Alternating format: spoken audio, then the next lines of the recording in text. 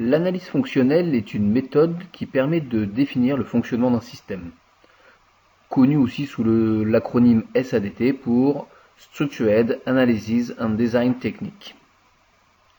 Cette méthode consiste à représenter un système sous la forme d'un schéma réduit à son plus simple dessin, à savoir un rectangle.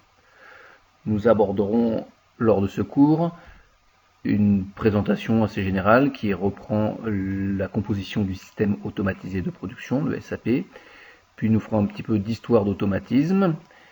Dans une autre partie, nous détaillerons donc la fonction globale et nous verrons quelles sont les normes, et pour finir par un exemple d'application. Ce que l'on sait de tout SAP, c'est qu'il est composé de 4 parties.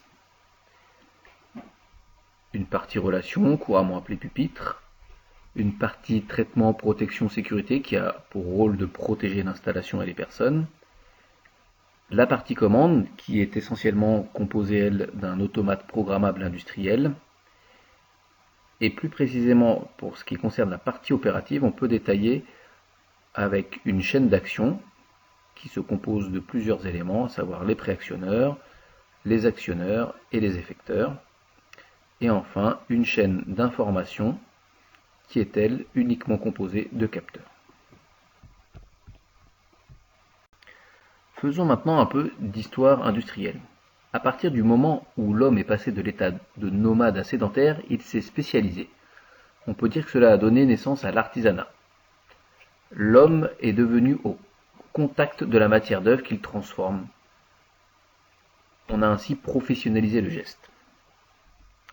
Même si de le XVIIIe siècle on parle déjà d'automates, c'est dans le cadre du spectacle et non de l'industrie. On est plus dans la mécanisation, comme par exemple les systèmes d'horlogerie. Le XIXe siècle est appelé siècle de l'industrie. La maîtrise de la vapeur a permis de mécaniser l'outil de travail. On a rajouté entre le produit et l'homme une partie, la partie opérative. Au début du XXe siècle, avec la découverte et la maîtrise de l'électricité, on verra la seconde révolution industrielle.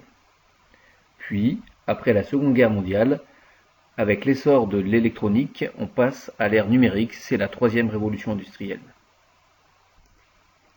On rajoute une nouvelle partie entre l'homme et la machine, la partie commande. En attendant que la quatrième révolution industrielle n'intervienne, et nous sommes en plein dedans avec les outils hyper connectés. Nous allons donc prendre un exemple concret et effectuer une fonction globale. Tout d'abord, dessinons un rectangle qui va définir le système automatisé de production. Pensez à bien laisser de la place sur le haut du rectangle, à gauche, à droite et en bas. Justement, en bas, on va y noter le nom du sous-ensemble étudié, la machine. Ici, une machine à café. À l'intérieur de ce rectangle, on va noter la fonction globale, ce pourquoi la machine est faite. Ici, faire du café. Sur la partie gauche, on va y mettre toutes les matières d'œuvre entrantes que la machine, que le système va transformer.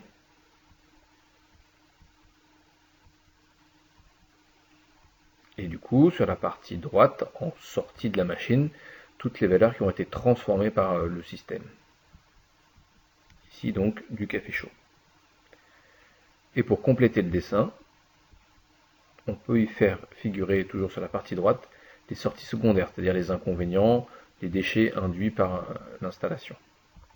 Le bar de café, ici le filtre. Bien souvent, dans des systèmes automatisés de production, on peut y ajouter le bruit. Et en haut, pour finir, ce sont les contraintes, c'est-à-dire tout ce dont la machine a besoin pour fonctionner. On retiendra essentiellement la lettre D. Les données de contrôle, donc avec la lettre W pour les énergies utilisées. Les autres lettres que on retiendra moins facilement, mais c'est pour la configuration, qui sont des paramètres réglés en usine. R pour les réglages que peut réaliser l'opérateur. Et E, les contraintes d'exploitation, concrètement les modes de mise en marche.